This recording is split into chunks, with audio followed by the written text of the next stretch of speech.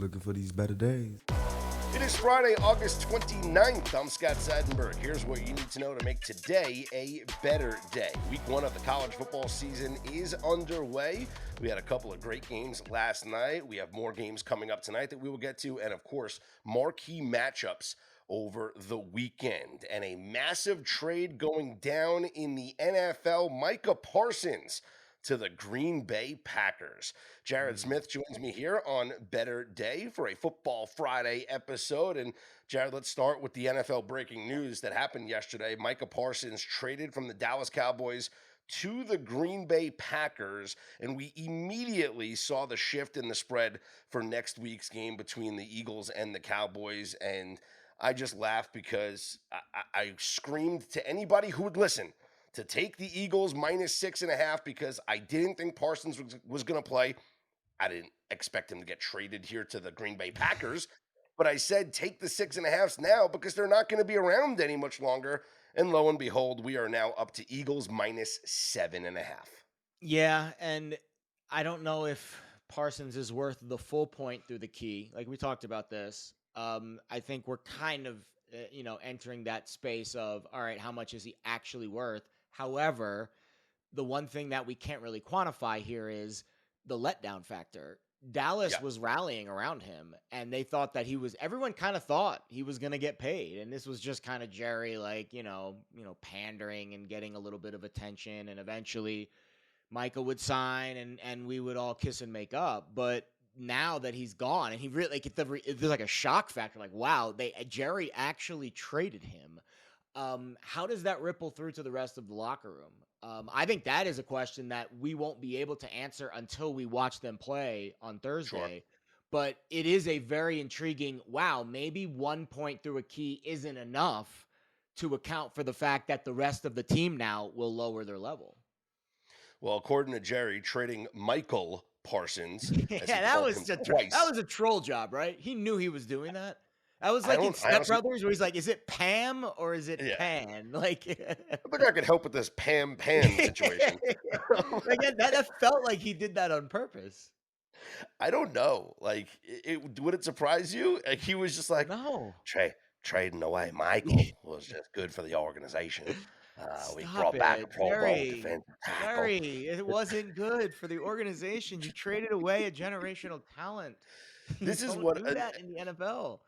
I was looking at social media last night and trying to just gauge people's responses. And the one thing that I saw that was frequent amongst several Cowboys fans or just football fans that were commenting on social media was that, you signed Dak Prescott last year to this massive contract because we know, like, you can't win without a quarterback. But if you're comparing the talent and the impact on the team, it seems like you would pay the guy who is top 3 at his position in the NFL, who's a perennial all-pro, who is in the running for Defensive Player of the Year every single year and is younger and would be under control for longer. It feels like that's the guy you would want to build your team around moving forward, as opposed to, an aging quarterback coming off of injury and you don't know what you're going to get. So it's like you commit money to Dak Prescott, but you don't commit money to Micah Parsons, where we see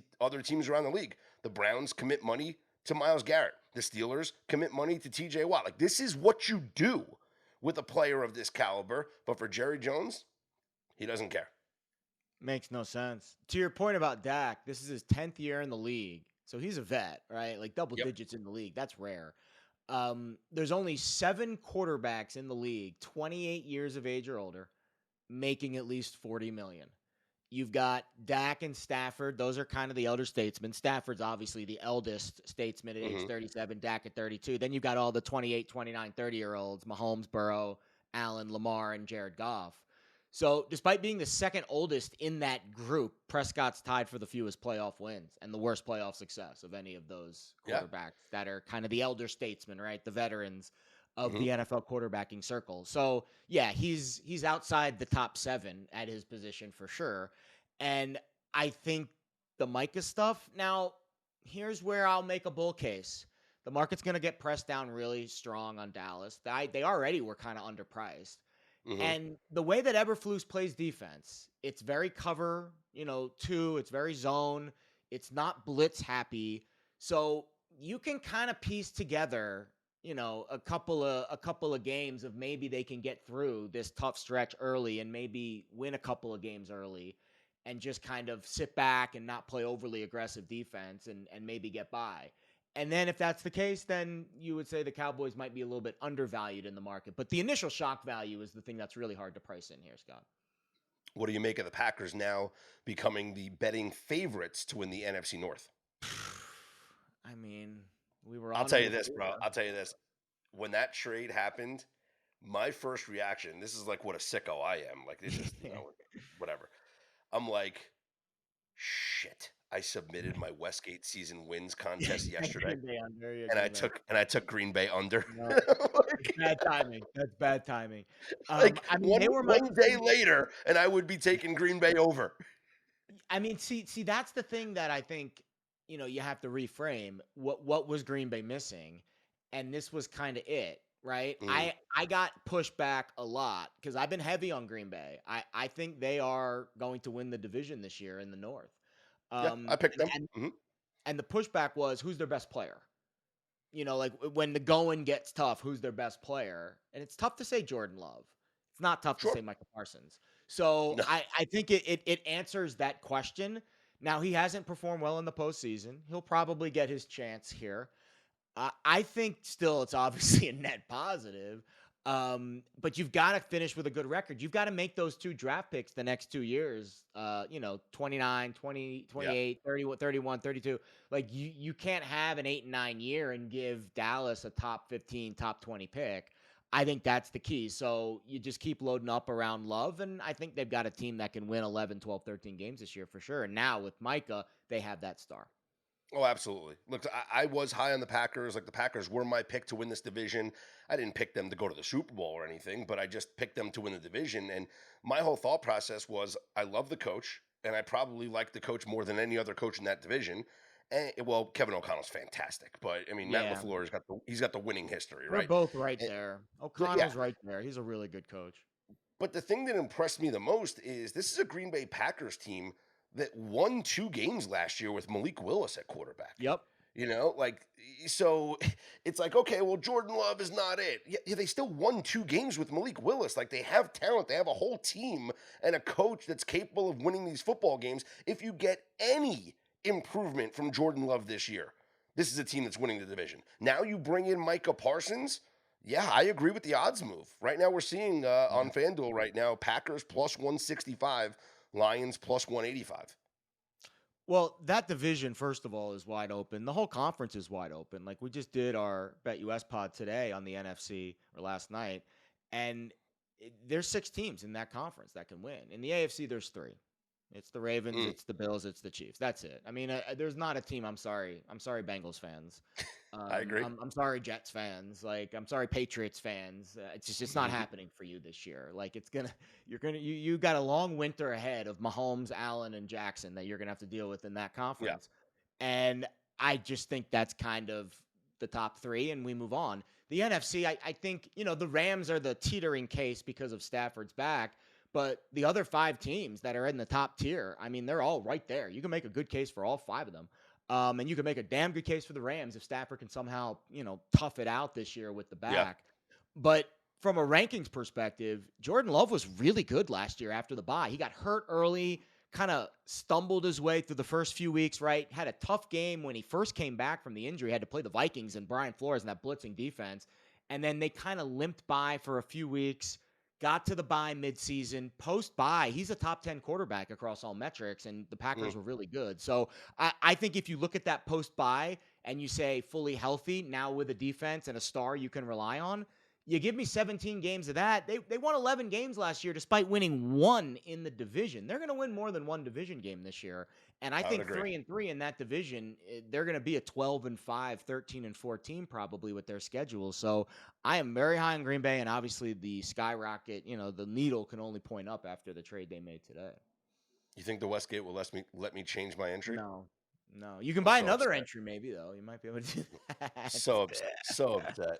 So upset. Yeah, My that's tough. theory going in was I expect that division to be so competitive. And I was like, the Bears had the number at like 7.5 or whatever. So I was like, let me go over the Bears and then under the other three Mm, teams in the division. Because I was like, 9-7 is going to win the division, you know? And I was like, well, if we go under 9.5 for Packers, under 9.5 for Vikings, and under 10.5 for Lions, I think we're okay. And over, and mm. over 7.5 for the Bears. That's what I did in the contest sheet. But man, I wish I could take that back. Green Bay's a double-digit team win, Yeah, double-digit that's a win tough one. team. Yeah. That's a tough one. Speaking of the NFL, we are less than a week away now from kickoff on Thursday night between the Cowboys and the Eagles. That will begin week one.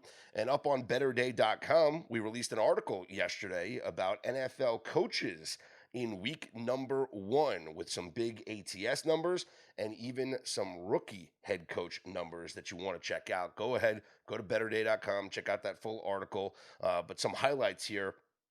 Jim Harbaugh, perfect 5-0 ATS record. Dan Campbell, perfect 4-0 ATS record. But that's a small sample size, right? We're Yeah. talking about 5 games. We're talking about 4 games. John Harbaugh, however, 12-5 against the spread in week number one of the NFL season. And not just that, they are covering the Baltimore Ravens by an average of 9.9 points per game, a plus 9.9 ATS margin in week number one of the season. So, despite having more games of a sample size than his brother, Jim Harbaugh, or Dan Campbell, who are undefeated ATS, John Harbaugh has a larger ATS margin at Mm. plus 9.5 games on that ATS margin. It's a fantastic trend record, and it leads me to the Ravens against the Buffalo Bills, now down to a 1 point dog on that Sunday night game, week number one. I've said it before, I'll say it again. I think the Ravens are an increasingly attractive teaser piece. Now, obviously, the 6 point teaser is significantly better at the plus 1.5. So shop around and you might be able to get it. But if you're just playing this game, I don't hate taking the one, taking the point because Ravens could very easily win. As I mentioned, John Harbaugh is the best coach in week number one of this season by far. Now, here's a note on rookie head coaches. They don't do well in week number one of the NFL season, and that's not hard to believe. Overall, since 2016, 19, 21, and 3 ATS. Since 2021, if we want to isolate it, it's 10-10. That's since the schedule went to 17 games. But this is the mark that I found really fascinating. Rookie head coaches in week number one as favorites, Mm. 5, 10, and 2 against the spread with a negative 6.3 ATS margin. If we want to just isolate that to the past, 3-4 years, 2-4 ATS with a negative 5.4 ATS margin. We only have one rookie head coach that is a favorite here in week number one, and that is Liam Cohen and the Jacksonville Jaguars laying 3 against the Carolina Panthers. So I will just say, I am high on the Jaguars this year, but buyer beware for week number one. Yeah, that's a tough one. I'm gonna pull up right now. I'm curious with the Harbaugh trend, the John Harbaugh trend. I'm curious how much of a favorite and how big of a favorite he was in a lot of those games. Like, was it a game where it was Cupcake City, or Mm-hmm. was it tough? I mean, this is a playoff rematch, revenge game. There's going to be a lot of heat in this game. This isn't like Saints Cardinals week one where it's a little bit more of a sleepier start. So that's the thing that would concern me about a trend like that. And don't get me wrong, I love trends like that. There is a lot of week one trends that are very, very good. Divisional unders is one, home divisional underdogs is another. Yep. That tends to be very profitable. But I struggle with just like blindly going in, especially in a game So like this, right? Like this is a sure. high stakes game. This is a playoff game essentially Yeah. between these two Well, teams. This last year could it be a was as playoff well. seeding game. Last year it was as well. Last year, week Yeah. one against the Kansas City Chiefs, they came within a toe of winning that game outright. But that was actually an ATS loss for them Yeah. because 9-2 ATS is a favorite, 3-3 ATS is a dog for the yeah, Harbaugh trend. So again, you can see the splits, right? Like when it's favorite, when it's Chalk City, last year against the Texans, or 2 years ago against the Texans, 2 years Hmm. ago against the Jets. Those were touchdown plus favorites, easy cover Yeah. there. The games against the dogs a little bit tougher, like the Chiefs This game is last year. sure, but if you look at all the games as the dog, when it's been a 1 point line or a 1.5 point line, those are the ones that he covered. Sure. Ravens, Bengals, 1.5 point dog, they win outright. Yep. Ravens, Jets, 1.5 point dogs, they win outright. Now, Yeah. 8 point dogs lose, 4.5 lose, 3 points lose, and then last year, 3 points came within Yeah, a I think below a toe, field goal, a I think it's a good. I toe. do think I would play Baltimore. I do think I would play Baltimore. Listen. I thought Baltimore was better in the playoff game last year. I mean, they went away from Henry in the second half of that game. I mean, Monken just brain fart city. I thought they were much better in the playoff game last year. So you take away I those just want the Andrews teaser. fumbles. I Yeah, want the teaser's a teaser. good look. The high total I game, want but the teaser's a good look. I want the 7.5. I want the plus 7.5. Yeah, This is I this don't is hate it. this is the type of game. This is the type of game where our friend Fez would always say, "Give me either side plus 1.5, and I'll take the teaser. That's I don't care who it is. Give me it's either true. side. He would Give he me would either side plus one and a absolutely half, and say I'll take the that. teaser." He would absolutely say that. All I'll let right, the that's sports books decide. That's what he'll say. That's what he says. That's what he I'll says. let the sports that's all the time. I've done 18 weeks for the last 2 years with this guy doing teasers. That is exactly what he would say. That's great. There's also one more trend with rookie head coaches: significant unders in week number one. Mm, They are 14-6 to the under since 2021. So since the new yeah, schedule expanded, the shorter preseason, 14-6 to the under rookie head coaches in week number that one, and makes that would sense. apply.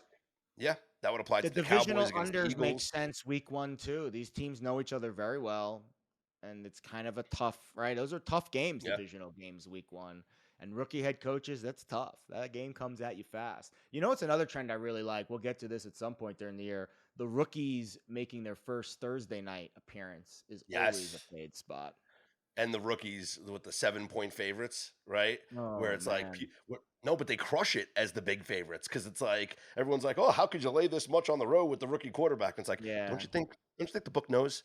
And they're No, favorites for the the rookie reason. the rookie head coaches are the ones that usually struggle in Yeah, their first Thursday night game. It is a yeah, really serious trend against the rookie head coaches. Gerard Mayo last year was bad. That was the one hmm Jets win, right? The one of the few they had all of last year.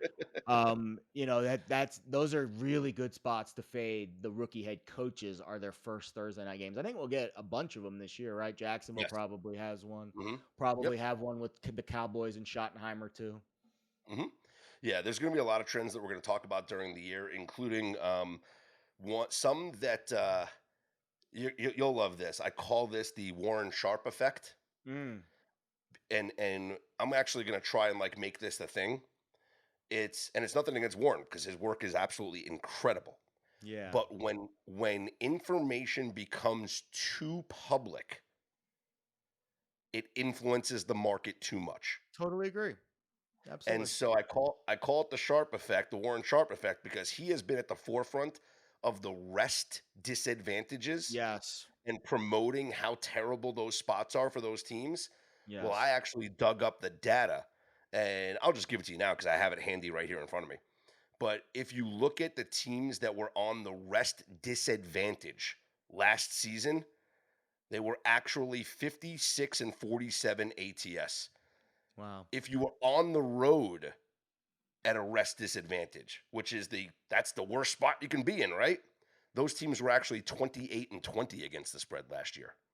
And Wow. these numbers are actually good going back the past like 3-4 years. So, and again, the key that I have to specify with a lot of these things that I'm giving out here, this is against the closing number. Yep. So this is the point that I'm trying to make, that I call it the Warren Sharp effect. Now, you could be dominating if you're playing against the openers for these bad Yep. spots, but because the information is so public and someone as popular as Warren has been given this information out, it's influencing the market and the lines are moving too much, and you're actually profitable taking the other side now because the That lines makes are moving sense. too much. That makes sense. I mean, Yeah. especially with the way the NFL markets work. Hmm. where the games tend to be tighter margins, and if you get a big line move, you always see buyback. Um, I think the question I would have is there any reverse splits to that data? For example, are the games after week 9 more favorable for having rest when attrition becomes more of a factor? Mm, That's the follow-up that I would have to that, because yeah. I would think if there was a situation where even the market can't fully quantify it, it's later in the year when these teams are really banged up, and the rest does become a little bit more of a factor than even maybe the market is quantifying. I don't know. I don't know what the data would look like in that scenario, but I would be curious if that was something that we could filter out. So last year, regular season only, because we're not counting playoffs, 28-20, those teams were on the road with a rest disadvantage. And if we just isolated after week 8 of the Mhm. NFL season last year, 13-13 ATS. So there you go. So So there you go. later in the year, it was Prior a to week little bit 8, more of a coin flip. prior to week 8, 14-5. There you go.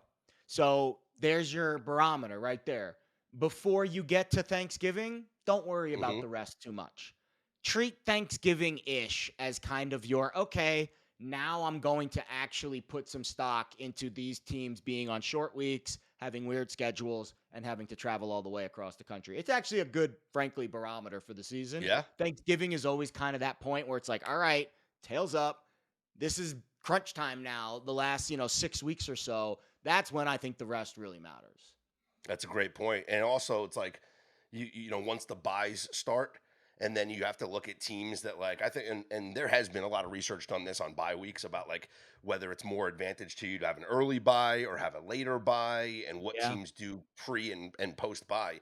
I think it's all fascinating when it comes to the NFL schedule. I mean, I can't wait for the NFL season to begin. I think it's going to be a very profitable NFL year for us, because last year was such a year where the public dominated and Oh my favorites God. What do they go? dominated. 65% ATS favorites? It was the most historic year ever. Yeah. I mean, 2005 might have been close, but I think this year I've been quoted as saying it's revenge of the books, Revenge of the because dogs. I think what's going to happen is there's going to be an influx now. Well, people are just going to keep going back to what won last year, right? We already know Yep. the public loves favorites, but also there's going to be an influx now of new betters that saw the results last year and were like, "Hey, oh my God, all my parlays won. All my money line parlays would have won." Like, so they're going to be flooding the market with more money and more bets. And I think that the way to go is going to be playing some of these dogs and some of I these think other it's a numbers. And fantastic yeah, point. And yeah, and I think early we start with a lot of unders too, especially in these games where the quarterback, I think that's another one, right? Like I didn't know what the over under splits are, but unders early. I mean, you saw what happened in college yeah. football the last 24 hours. Especially with these games with these quarterbacks that haven't played in the preseason. And nobody likes to bet unders. It's boring, but I might have 10 or 15 of them on my card for week 1. Well, week one unders are extremely profitable. If you start since the new format began in 2021, week one unders are absolutely a dominant factor here. So let's see. Love it. Week equals one, and home. I think it's 30. It's 69. It's no. It's it is 39-24. Wow. 62%. 62% ATS unders. Yeah, it's pretty good. That's pretty That's good. pretty good. Pretty good. Your profit margin, if you just did $100 on every under since the start of the 2021 season, you're up $1,260. If you bet Wow. every over, you're down 1,890. And I don't want to boil down gambling to something that's that easy because that takes the fun out of it. I don't like waking up and saying, I'm just going to bet all 16 unders today. But Hmm. if you do that, especially if you do that now before week 1, like a week before, you Yeah. don't do it on Sunday morning of week 1, Hmm. I think you're going to finish at least 10-6, like 9, I like would actually, 9-7. Like that feels like I'll, the floor to me. but I'll counter your point just now. I actually think you're better off waiting till kickoff, You might be. because That's a valid yeah, point. You're right. because You're right. like I Valid point. mentioned, all the public new betters especially are going to come in, and They want to bet the over. everyone's gonna bet overs. They You're all want right. their You should fantasy wait players until to score post on touchdowns. Sunday and bet the unders on all 16 games. You're 100%. 100% right. Well, speaking of betting all unders, last night, week one college football, Jared, I mentioned on yesterday's show that I was going to do the little Starbucks money parlay and take the five first half unders. And I believe your quote was, "You're going to go 4-1." No, 4-1. Jared, I went 4-1. 4-1. The My be I four think that might be my best call of the year right there. four Hope first half not. unders. The Wild, only bro. one that went over was the Rutgers game against Ohio, Weird where game, right? Didn't you have like a punt return, like a weird special teams play that get a screwed you probably in the block first punt half? return for a Yeah, touchdown. block Yeah. punt. There you go. That'll do it. That'll screw up an under. So all the other games that we selected all did go under in the first half. Boise State, South Florida, the full game under was easy. That was Oh, easy great money. call there. It moved And 4 points. It should have moved 14. It wouldn't have been enough. exactly. NC State, East Carolina goes under first half. You had the Miami, Buffalo, Ohio, Minnesota nobody game. scored a touchdown in the first half. That game, I wrote up that game for one of my other gigs, and that was I had my editor text me halfway through. He's like, "Man, this is yeah, is this gonna be this good every week?" I'm like, "No, do not expect this every week." Yeah, and then Nebraska, Cincinnati goes under first half. So we had 4-1 to the first half unders of the 5 games that we played. And the one exception was the 31 points. No, 41 Yeah, points? one 40 outlier game. They had more 41 points than all the other games combined in the full game. is unbelievable. And then Rutgers doesn't score a touchdown in the second half, and they blow a And they don't cover. 31-14 lead. Rutgers Terrible. was up 31-14, and they win the game 34-31. That was embarrassing. But let's talk about the big game last night, and that was South Florida upsetting. And I say upset like in loose terms. I know it's number 25 Boise State, and they were favored. But Jared, all we saw was money coming in on South Florida, and this line got Yeah. pushed down and down and down. Ultimately, Boise State kicked off as what a 5-point favorite. So South Florida was just the better team. They were the much Yeah. better team on the field last night. They were. I think the heat was a factor late for sure. I think the other big factor that I noticed was no Ashton Genty. And good luck, He's Mr. good. Madsen. Without Mr. Genty in the backfield, the numbers for Boise State's offense were putrid. Sub 5 yards per play, just negative EPA numbers across the board. Um, I think it's hard for the books to really quantify a the retention that these mid-major teams go through and just how Mhm. good these rosters are. On the plus side and the negative, like for USF, maybe a little better than we expected, right? Maybe for Boise, obviously, maybe a little bit worse. But a player with the caliber of Genty leaving a program that is again not a knock on Boise, but Genty is significantly a bigger star than Boise usually gets. They don't get those Yeah. kinds of stars very often. When the guy like that leaves the program, it just kind of brings the rest of the overall quality down, right? It's like rising tide lifts all boats, but to the opposite. And Boise might not be very good this year without, having 8 guys in the box every single time for every single down. Yeah. Very interesting. There's no margin for error now. We talked about this yesterday. There's no margin for error in this Boise State season now. If they're going to want to get to the college football playoff, they got to win every game. And They're they can not. lose that. They can lose They're that not. Notre Dame game, but they got to win the rest. They got to finish 10-2. I'll be honest. I think you'll see another team that'll finish 10-2, and that like you just can't lose to USF like that. I Yeah. mean, that game was such a dud. hmm They were awful. They were awful. I don't. I mean, unless they beat Notre Dame, that would be I think their ticket Oh, back sure. in. But you know But the if other they angle finish ten here. and two with that dud on their resume, Yeah. I think there's going to be another 10-2 team because of the nature of how bad some of the group of 5 teams is. There's going to be one of those teams that gets hot and goes 10-2. I But think think that about team will this. be the team. Think about this. With this game, with this result last night, think about the benefit for the American Conference, because Mm. the other conference that everybody's thinking about that could have the representative in the Mountain playoff West. is the American. And Oh, so the American. Yeah, other than Mountain West. Yeah. let's say Tulane or something like goes out there and wins the Yes. conference and is 10-2, and you're Yes. measuring a 10-2 Tulane against a 10-2 Boise team, but then you say, Correct. wait a minute, Boise lost to South Florida, who Tulane beat in the conference, So it's like this is great. This was a great result for the American Athletic Conference if you're looking at it 100%. that way.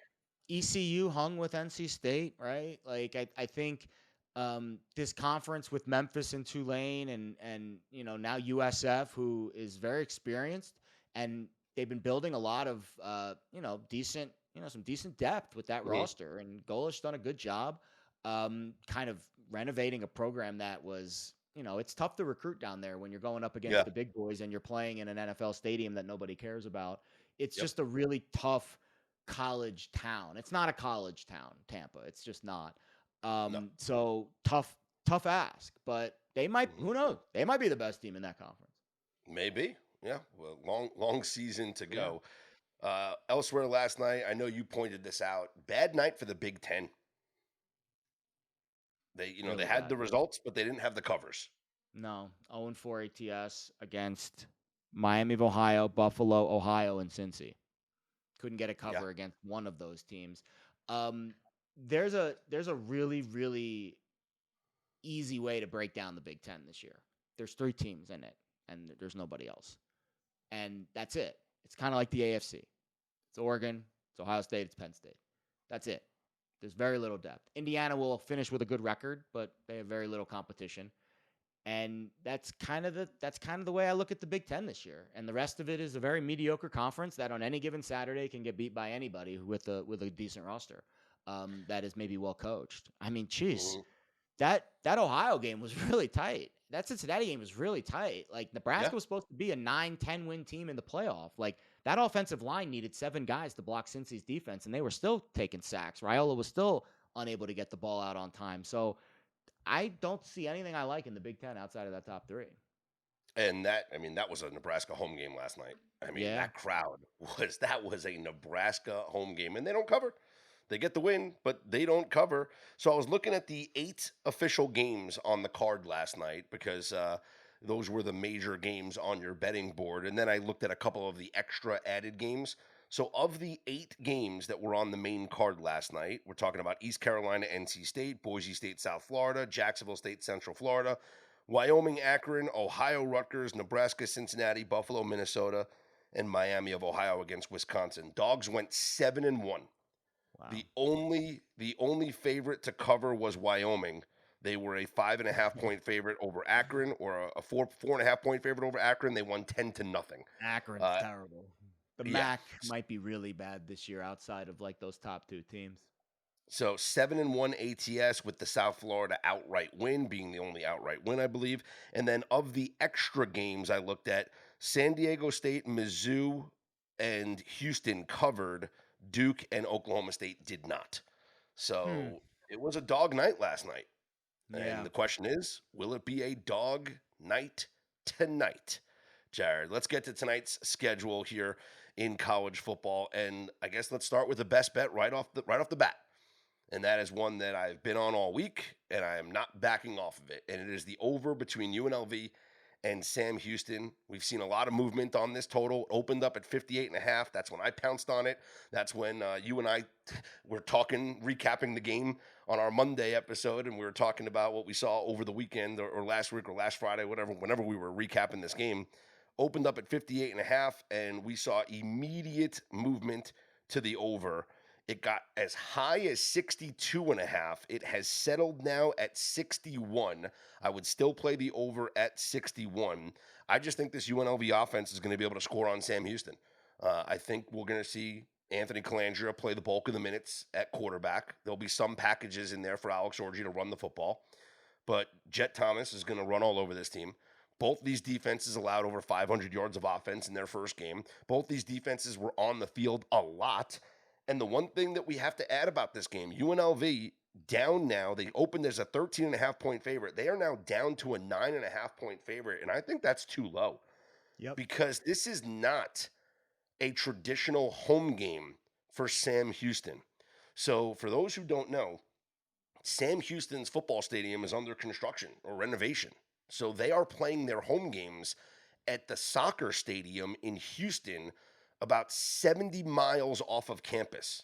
So this is not the traditional, hey, the kids are going to get crazy on campus for the Friday night game, welcoming in the big Power Four conference school. Well, they're not even a big Power Four conference school. You know what I'm saying? It's UNLV out of the Mountain West.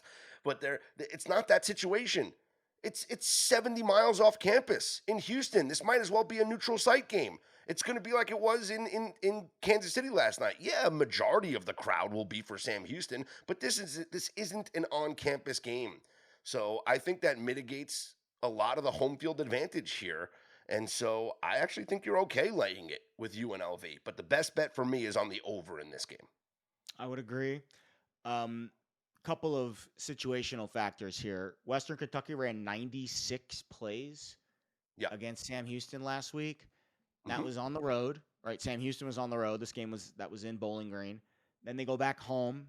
They have to practice in the heat and humidity, and go out and play this game in the heat and humidity.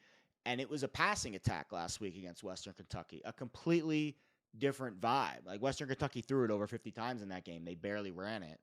Now you're going to face a three-headed monster, right? You're going to face Calandra, who can kind of do a little bit of both. You're going to face Jet Thomas, who is just an absolute smash mouth. I'm going to run over you, past you, through you, running back. And then you're going to get the change up with Orgy.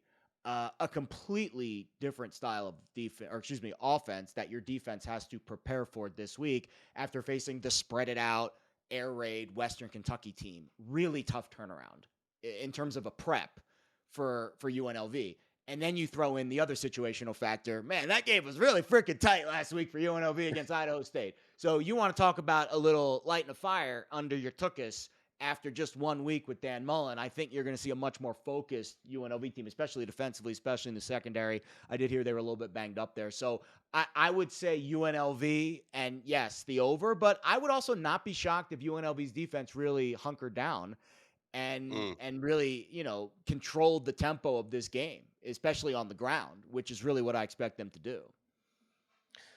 The more I think about it, the more I wanna lay the points, I and I think wanna you take the lay it nine and with a half. UNLV. Now we got a good number. I got 59.5 on the total. I got a great number. I'm not going to, Yeah. shy away from a total that we got 2 or 3 points of CLV on, but I think the better of the two plays right now at current market prices you're listening to this is UNLV. So the contest, Westgate contest, it's due at 5 o'clock Pacific time here tonight. This game would qualify as a game that you could select because it's a 6:30 kickoff tonight. Love it. Is UNLV minus 9.5 going to make your card? Because Yes. right now, We for already me, discussed it. Tim Murray and okay, I are partners in it, so it's going to be a joint decision, but we have discussed UNLV. okay, because right now it is I have 6 games. It is in consideration for my 7th game. Well, I would advise you not to play it because we're against each other, but you do whatever you feel is right. Listen, if you and Tim and me want to split the grand prize, that's fine. I mean, But like, listen, that'd be understand that awesome. because you guys are splitting the entry, you're making less money. I'm making Like half. That's you're true. making less That's money. true. I mean, I have to You kick and some I of have the been feds. partners. This will be our third year doing the contest together. We've been Yeah, partners for since I moved here. We came top 5 in the Nugget College Football Contest 2 years ago. Our nice. top 5 winning, our play that got us in the top 5 was that last game against Michigan, that national championship game. That was fun. We watched that game at Circa, but some good memories in the Nugget. Now it's now they've the Westgate has taken over the Nugget College Football Contest. I think that's the best contest in town. I really do. Yeah, I did when I first moved here. I did the William Hill, and Yeah, that was the one we did first. We did that one in yeah, and after 22. after that season, I just said I'm not doing these contests anymore because 7 games is a lot. Like you got to pick 7 games a week. It's in the NFL you only have to do 5. And then this year, obviously doing the college football show and getting back into hosting college football shows, I'm like, all right, I'm clearly going to do the contest this year. So I think it's yeah, a good measuring stick. I feel the yeah, same way about Circa Millions. Like I know it's sure. expensive, but I think if you take this seriously, and if you're listening to this, you take this seriously, you have to compete against people better than you.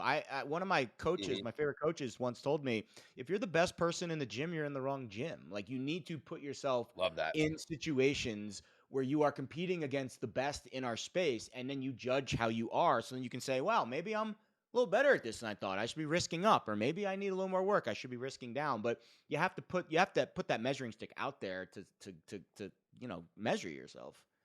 Absolutely love that. All right, let's talk about a couple other games here for the schedule tonight. Auburn takes on Baylor. Baylor, a team that's getting a lot of love here in Yeah. the Big 12. Auburn opened up as a 2.5 point favorite. A little bit of discrepancy in the market, but some of the sharpest books in town do have Auburn -2. Where are you on this game? Yeah, I took 2.5 with Baylor very early in the process. I felt like the line itself was kind of telling you that this Big 12, cupcake was, not more than a field goal dog. I know it is in Waco against the mighty SEC. I think that's the market kind of telling you that maybe Auburn is a little bit of a Fugazi favorite in this spot. But Hmm. there's reason to like Auburn, right? Jackson Arnold and that offense could be very good, and the Baylor defense might not have the athletes to keep up. But I think if it's Jackson Arnold kind of clunky Oklahoma version, I think Baylor hangs in this game. Yeah, I kind of don't really have a feel for this game. I do respect people's opinions that are high on Baylor and their chances to win the Big 12. Like Yeah. there's people that I Paul respect Stone, that I have think, the one who's really high on Baylor here in this yeah, like spot. I they think have that's the one. yeah, people have Baylor winning the Big 12. So I'm Yeah. like, all right, well, you got Baylor winning the Big 12. Like it might start with this one game here. So maybe I should be on Baylor here, but I don't have a real feel for this game. Let's get another Friday game in here before we talk about some of the marquee games over the weekend. Colorado, Georgia Tech. Now, Colorado names Caden Salter their starting quarterback. No surprise there. He is a dual threat guy, so I do expect him to run. Colorado's also 2-0 in season openers under Dion. We all remember the upset of TCU a couple of years ago, so Yeah. they understand the moment here. I just think that Haynes King is the difference maker in this game, and the Georgia Tech offensive line probably top 20 offensive lines in the Yeah. country right now going into the season. So I feel like at 4 or less, it would be Georgia Tech for me. Now, if it's above 4, which right now we're seeing 4s across the board, if it gets to 4.5, if it's at 5, I think that might be too much movement because this opened at 3.5. But I'm fine with laying 4 or maybe laying 3.5 here with Georgia Tech because I do think that there's going to be so much adjustment here from Colorado. Like you're not just replacing players in Shador Sanders and Travis Hunter. You're replacing Yep. an entire culture, right? And so and this is the first time Dion's not coaching his son at quarterback. So like what is this team going to look like under Caden Salter running the show here? And I just don't know. I just feel like I know what I'm getting from Haynes King. I know what I'm getting from this Georgia Tech offensive line. I know what I'm getting from a couple of their defensive players. Georgia Tech to me is the better team, and I'm going to go with them here. Yeah, the O line, and again, this is the Pick Six preview book, which I think is the best preview book, one of the best preview books out there for college football. They're going through a little turnover with the offensive line, but I agree with you on King for sure, and I agree with you on the coach, right? Like, what is it, coach, quarterback, And low line, offensive line. yeah, Um, I really like the OC Faulkner too. They just paid him a bunch of money to stay for the next 2 years.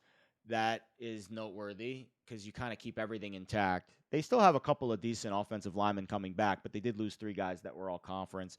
I mm, think Colorado is a team that we saw the flash, and now I think you kind of see the regression. Um, I would lay it on the road, even though you do have a number total that's going down. So the points are obviously more valuable here, but you sure. can lay 4 here. That feels like a decent bet. I think Georgia Tech's got the edge in those key categories. And I don't hate a first half under either. Yeah, It's the way I like to big go move here. with this total. Big move with this Yep. total. Yep. All right, let's get to some marquee games here, and I'll give you the floor. Do you have a best bet out of the marquee games here this weekend, I mean, Texas moved, so I think dude? That was that was crazy. That was yeah. crazy. So every other book stood pat. Circa had Texas as the favorite for a while, and then later in the night last night moved the game to a pick 'em. So Yeah. obviously somebody came in, dropped a couple of stacks, or somebody that they respect a lot that they moved to Texas -1. Everyone else stayed put, and then Circa moved that back down to a pick 'em. So they took a large wager on Texas and they wanted buyback. So they invited the buyback by Okay. flipping the line. And listen, Circus, they're really smart. They know what they're doing. I have it on good authority that they've purchased significant picks packages of really sharp gamblers in Of town the because they want to releases, get yeah, ahead of the makes sense. number. Sure. They want to know when the releases are coming. They want to be able to turn off the faucet when they get hit with these crazy releases because you see the steam on these college football games and in the preseason in the NFL. I don't think it's Yep. going to be as big of a deal in the regular season for NFL sides and totals. They want it for props. They want it for college football. They want it for preseason. They bought multiple packages because they want to get ahead of it. And they do these, it's kind of like a good portfolio manager. You're going to reallocate based off of what the market conditions are. And they're like, damn, we just took this big ass bet on Texas. Let's make them a favorite and let's get some Ohio State money back. And they got some Ohio State money back. And now we're sitting back at a pick 'em. I think this probably closes right around there. I like Texas from the start. And it goes back to your point. Like, I think the coaching is in Texas's corner with the coordinators leaving for Ohio State. I think Yeah. that matters for the Buckeyes. I think the quarterback, I know Arch Manning is being crowned as the Heisman. He hasn't won it yet, but I think he's got the nod over Julian Sayin right now. He's at least played in some big games. We've at least seen a little bit of him, and he has a little bit of experience, and his last name is Manning. That certainly helps. And you would think, I know the offensive line is good for Ohio State, but they're new. The Texas Yep. trenches are better. I think offensive line, defensive line for Texas is more experienced and just slightly more talented. Ohio State has the best players on the field, two of them, receiver and defensive back, Downs and um who's the receiver's names? The Jeremiah Jeremiah Smith. Smith. Brain fart. But I do think Texas is better in the trenches, and I think they win this game.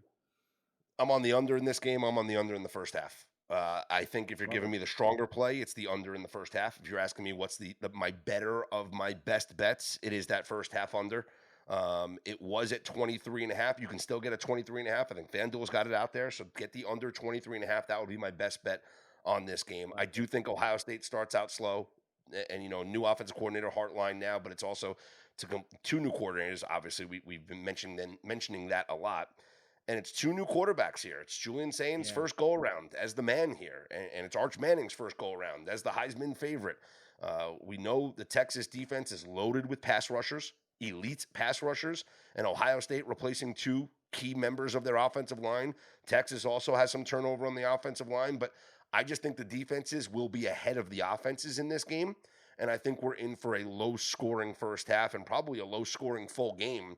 But I think the first half is going to be a feeling out process, couple of jabs, and nobody lands a big shot until later in the second half. So give me the first half under 23 and a half as my best bet for this game. Here's another Uh, nugget for you in this game. I got yep. another nugget for you. Right now, Arch is 7-1 to win the Heisman. I mean, that number Okay. comes down considerably if If they win, of Texas course. wins this game, right? Like Yeah. that probably goes Yeah. down to like 3 or 4 to 1, like overnight. Yes.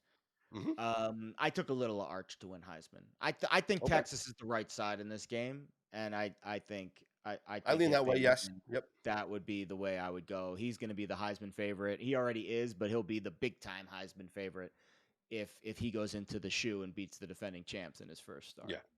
Absolutely. And it would help my under 10 and a half wins for Ohio State ticket. So I There hope you that go. that does happen here. All right. LSU and Clemson, the battle for who are the real Tigers and the battle for where is the real Death Valley.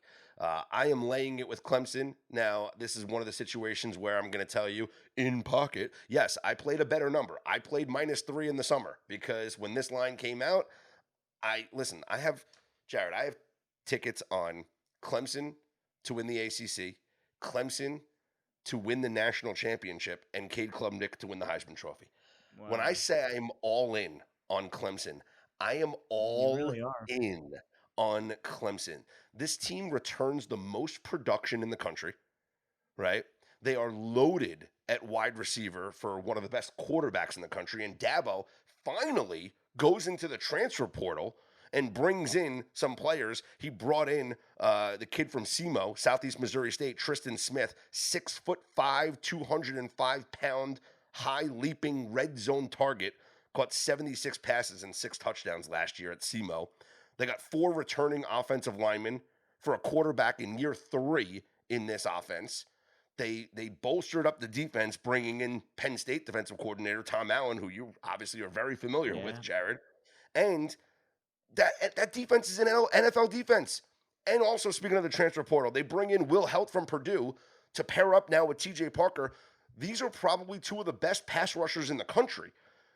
To me, this is with a quarterback that in LSU, Garrett Nussmeier is dealing with a little bit of a knee issue. I know Brian Kelly wanted to sweep that under the rug and say this is a non-factor, but we did see the spread go from 3 to 4.5 when that injury came out a month ago.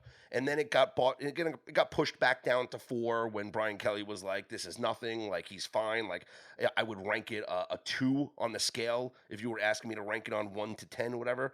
But now we're seeing money now come in on Clemson, push it back up to 4.5, which is where Yeah. it is now at circa. Clemson's the right side of this game. And then there's just the LSU factor. They haven't won a season opening game since 2019.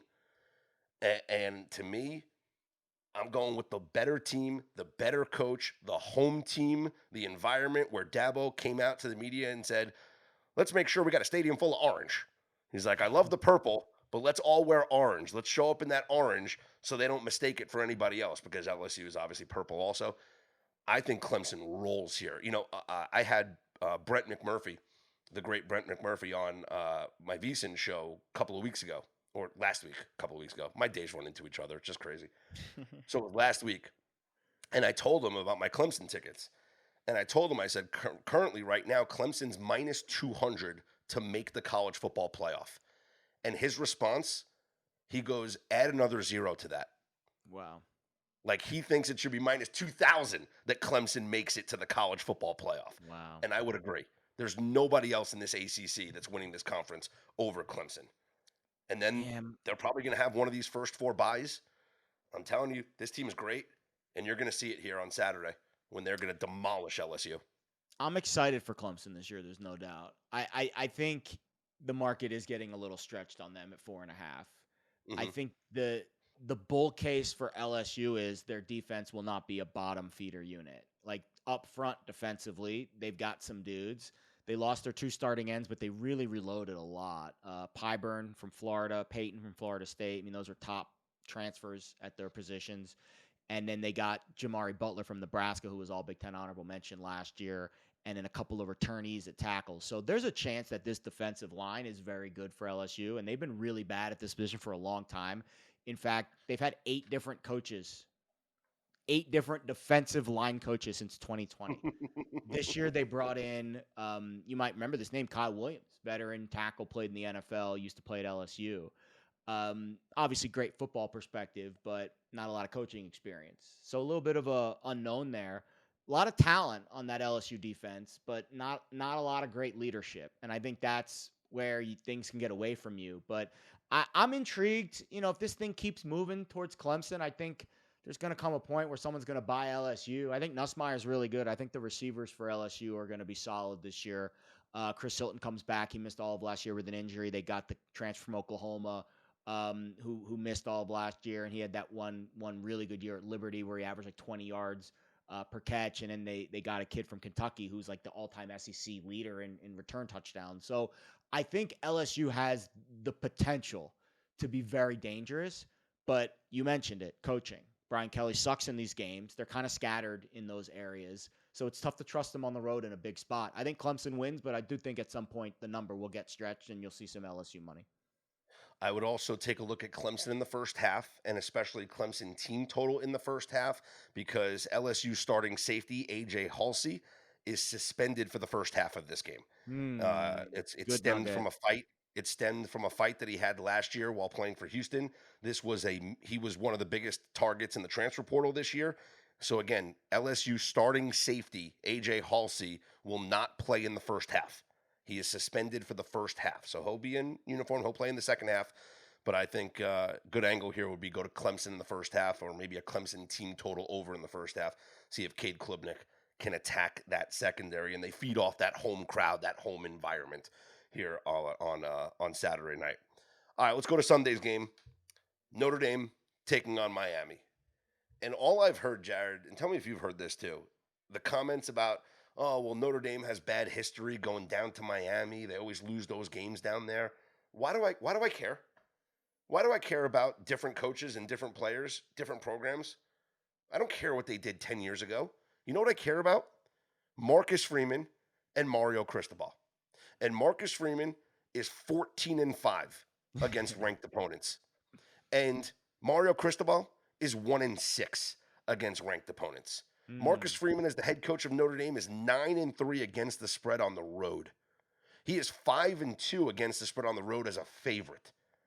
Notre Wow. Dame has dominated these games. Notre Dame in the last 6 years in road games and neutral site games, 30-9 against the spread. Don't tell me this team can't travel. Don't tell me this team can't play on the road because of bad history that they had in Miami. Listen, Notre Dame might have the best offensive line in the country. They might have the best running back in the country in Jeremiah Love. It's supposed to rain down in Miami on Sunday Ooh. night, What and else this is could new? be well, it rains every day in South Florida, Yeah, every but day. Yeah. yeah, but this could be a sloppy field there at Hard Rock Yeah. Stadium, right? This could be a sloppy field, and in a sloppy field in the rain, or just a wet field because it rained earlier in the day. I got the best offensive line in the country and the best running back in the country, and a defensive minded head coach and Marcus Freeman that gets after the quarterback. Speaking of getting after the quarterback, how about this nugget? Last year, under pressure, according to PFF, Carson Beck, the fifth most turnover worthy plays, he threw 5 interceptions with a 38% completion percentage. If Notre Dame can pressure Carson Beck, they get him off his game. And honestly, Jared, like, how good is this kid? The only time we saw Carson Beck be good was when he was throwing to Brock Bowers and Lad McConkey, two guys that are studs in the NFL right now. What did he do last year when those guys weren't there at Georgia? He was meh. Now all of a sudden he transfers to Miami because he was dating a Cavender and he's the savior for this program? He's not even dating her anymore. Come on. Oh, that's too So bad. You got to be yeah, careful with you got to be careful with young love in South Florida. Not I'm all over Jeremiah the Love. Irish here. He's Yeah. fine, but young love in South Florida is very dangerous. But Jeremiah Love should be fine. I think the one pushback I have is I think Miami's offensive line is very good. I think they're the strength of this team based off of what I see. Mm, That's Cristobal's MO. Also, Alex Mirabal, their offensive line coach, has done a really good job. They have 4 starters back, including an all-conference tackle and an all-conference guard, and they've got this kid Markel Bell, 6'9", 340 at the other tackle spot. So they that's have a big boy. size and they will push people around up front. To your point on Beck, I do see him as more of a facilitator, not as a playmaker. Um, and you lost a lot of weapons. I think Fletcher's a good back. You've got a couple of good receivers, but you lost Restrepo, you lost George. Isaiah Horton transferred to Bama. I thought Daniels was a nice get in the portal. He's in his 6th season of college football, but he struggled last year in the SEC. I think he'll play a little bit better in the ACC. But there is some question marks for sure about Miami's offensive skill position group. I think Shannon Dawson's a really underrated play caller. Again, he took Cam Ward, 0-star recruit, Incarnate Word, Hmm. Washington State, #1 pick 1 year at Miami. That's pretty damn good. So if you can do that with a 0-star, there is at least some optimism that you can do something with a 4-star recruit, Carson Beck. Notre Dame is just like a German train schedule. Like they're just on time, disciplined, but new coordinator on defense. Are they fully gap sound week 1? And the heat and humidity might play a factor. I grew up down there in South Florida. It's no joke this time of year, and they're coming from It's the a Midwest. nighttime So it's game though. also that's true, but it's still it's rough down there. I think this is going to be a physical war. I think Notre Dame is mentally tougher. I think Miami might be slightly physically better.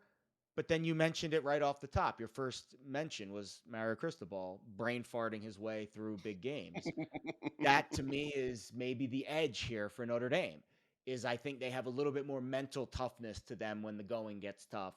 But this Miami team's no joke. I do think Clemson's the best team in the ACC, but I think this Miami team is pretty solid too. Weather report from Miami Gardens for Sunday night PM thunderstorms, 85% chance of rain. So Yeah. I do That think if it's favors going to be Notre a wet Dame. field, That wet field's favors going to Notre favor Notre Dame. Dame for sure. They're going to Yep. pound the rock, and they are the more physical team, I think, with how they want to play football with Jeremiah Love. And don't forget, they've got another back. Who's the other Price, right? Jadarian Price.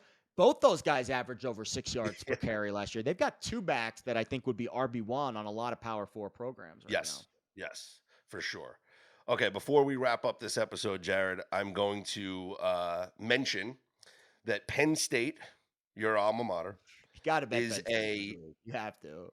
You have to. I'm going to mention it every week. I mean, You first have off, first off, I did bet them to win the Big Ten, so Not bad. I'm a Penn State backer this year because I did tell you I have under 10.5 Ohio State, so naturally, like who's going to win the Big Ten? It's going Yeah. to be Penn State. Bet it. But Go we know, go go under 10 on Oregon too. Why not? I mean, if sure, they're gonna beat Oregon. sure. You get one more loss on Oregon's schedule. You're pushing right there. So we're going to call this, I guess, the weekly Penn State check-in. We'll do it at the end of every Football Friday episode, Nice. just for you, Jared. Okay, because Appreciate you. you are a Nittany Lion. Penn State 43.5-point favorites over Nevada. James Franklin always knows the number.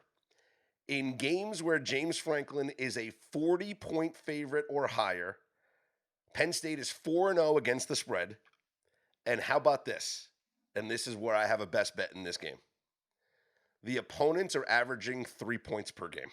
Yeah. Give me Nevada team total under 6.5. They do not score a touchdown here in Happy Valley. Okay? Oh, They will man. not score a touchdown in Happy Valley this weekend. Unbelievable. I found 3 games that were super big. Maybe I'm curious if you found a fourth.